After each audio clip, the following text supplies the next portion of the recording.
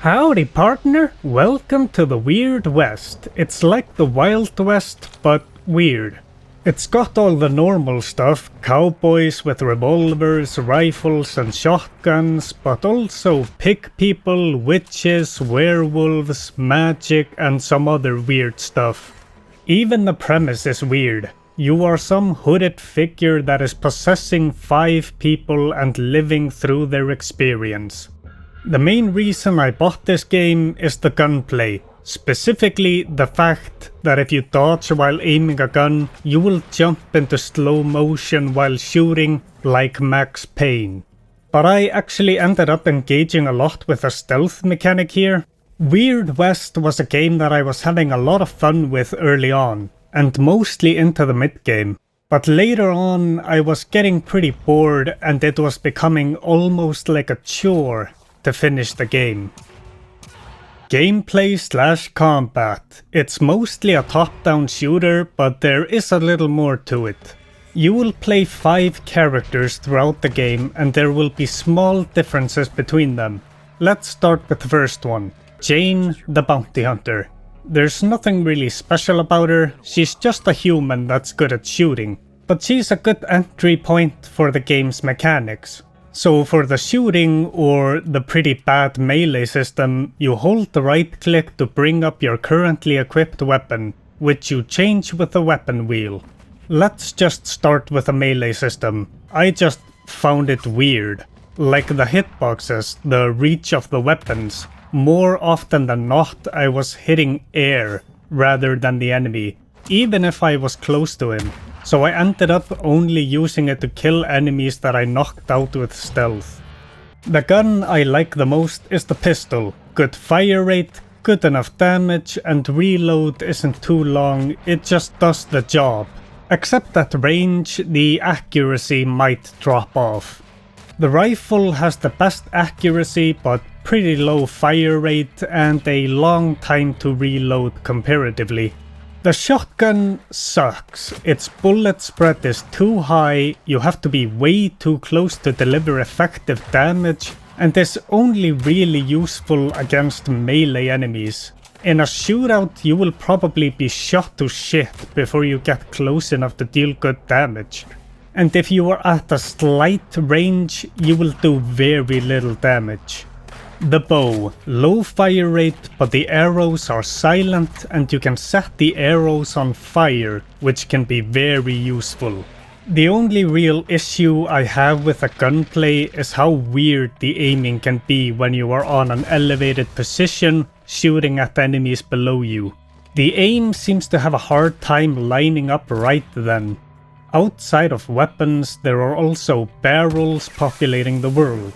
Explosive, poison, oil or water barrels, which you can kick at enemies. A well-thrown explosive barrel can end fights before they even begin. You will most likely have to shoot the barrel to make it explode though. You can also shoot lamps to set everything around it on fire.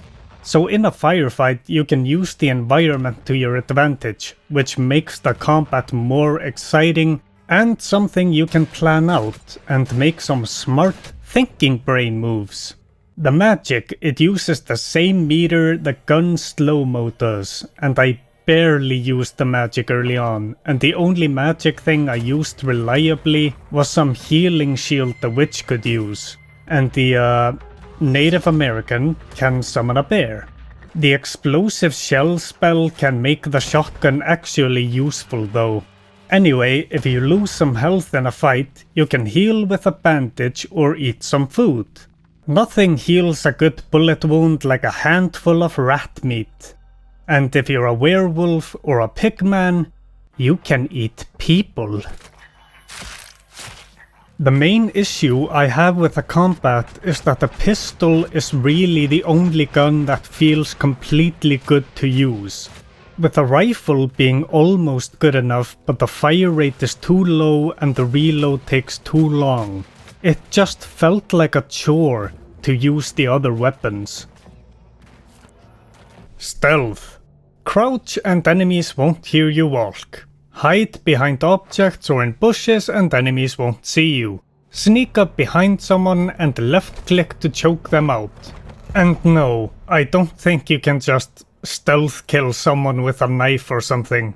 If that's possible, then I didn't find out how. If you hold left click while choking him, you will carry him once you're done. At that point, you can press E to drop him or left click to throw him. Once I knocked people out, I would usually melee them to death. I don't think you need to. I don't think enemies wake each other up. Enemies have found their unconscious friends before and done nothing, but I meleeed them to death because, I don't know, something about stabbing an unconscious person really speaks to me. But you can do some smart moves with stealth. So when enemies discover a body, the enemies will run to the body to investigate. A lot of enemies in one place, and you have a dynamite in your inventory. Ammo is limited, so doing stuff like this will save you a lot of money. The economy and exploration.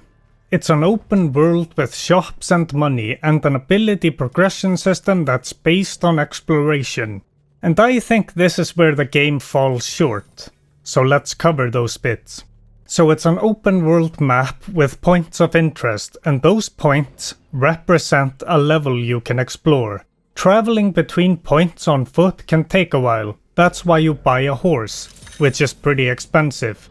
You can also steal a horse, but a stolen horse only lasts one trip, but the bought horse lasts forever. Every time I traveled through the map, I always wished there was a way to speed it up. Like even on the horse, a 2x speed would have been great. Items and money.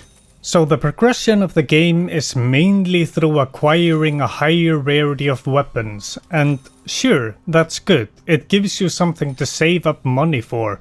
But the problem is, the weapons won't actually make you more powerful unless you get them early. The higher rarity weapons just become necessary because of the harder difficulty enemies that get thrown at you later on.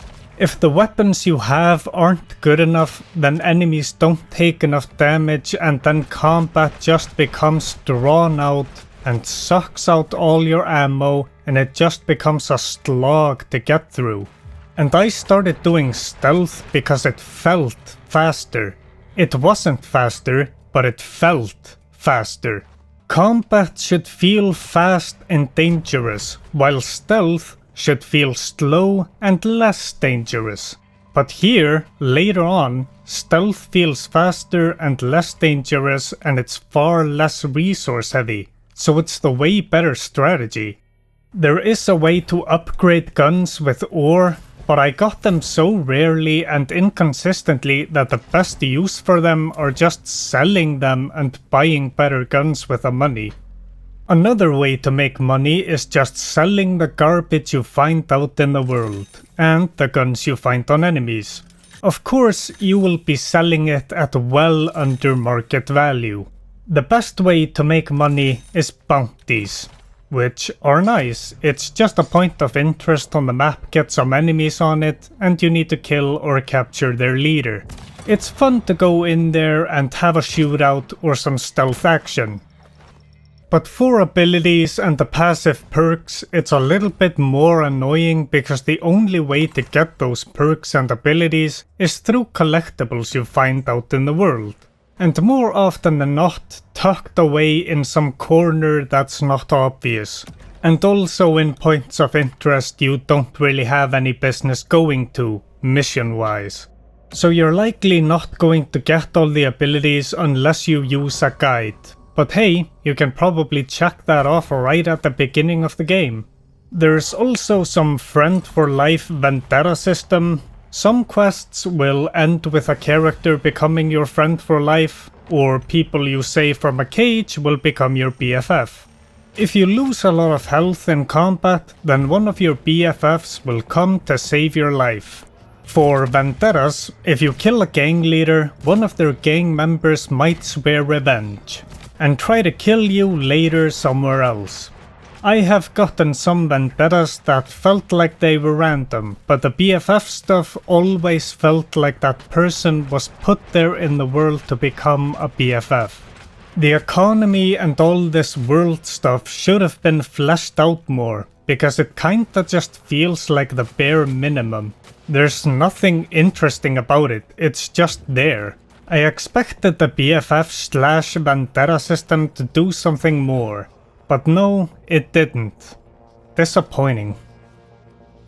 Story. So it's 5 different stories within one bigger story, and that format has its pros and cons. As a pro, you get to experience different characters and how the world would react to them, like the Pigman. No one likes the Pigman, but if you're the bounty hunter, people don't really give a shit. And it's cool to see that, but the con is that I feel like every time I have to play a new character, the attachment I have to the story is reset. And that hits even harder when I don't get to keep the items and horse I bought on the last character. The presentation of the story is also pretty boring. It just zooms in on your character and the dialogue box pops up. It's hard to care or even pay attention and not skip the text boxes when really there is nothing you would miss. I tried to pay attention and read everything, but after a while I just said fuck it and started skimming it to get the broad strokes. It's not a bad story, but it's not that good. It's mediocre. They try to do some interesting stuff here, but it mostly turns out just alright. The only thing that stands out to me was the Native American story. He's hunting down a Wendigo, the spirit of greed. And it was interesting following how the Wendigo changes the people in its path. Also, one of the characters is called Western Standing Woman. And that's just... what a name. But the most boring was the witch. There was barely any witchery. It's just a bunch of bald ladies talking about dreams. You can make decisions in the story. Depending on what you do, the story might end in different ways. And that's always a good way to make your story more engaging. And yeah, once I finished the game and that "Where Are They Now" cutscene started playing, I said to myself, oh, I wish I had done that differently. But I really don't want to do another playthrough to do that. Conclusion. I don't recommend the game, at least not at $40, maybe $5. The game doesn't really do anything exceptionally or great. The combat and stealth is good enough. The economy and RPG system feels more like it weighs the game down more than elevates it. Like it is the reason for the game becoming boring later on. The Vendetta and BFF system feels like the starter point of something that would make the game deeper, but it doesn't really go anywhere. There is some reputation system here, like you do crimes and you get a bad reputation, and I certainly didn't feel its effects. And the system is also flawed because I would steal something and get a bad reputation even though absolutely no one saw me do it. Or kill someone in a place where no one else is and I would get a bad reputation. That's just annoying and doesn't make sense.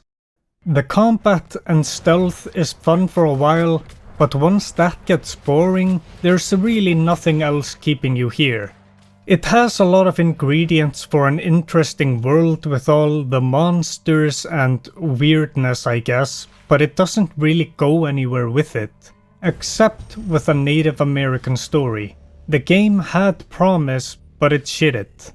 Also, the game has a maximum number of save slots you can have, and I am just actually offended by that. That is my N-word. I give the game a tumbleweed. Subscribe, call me Uncle Brian, and have a mediocre day.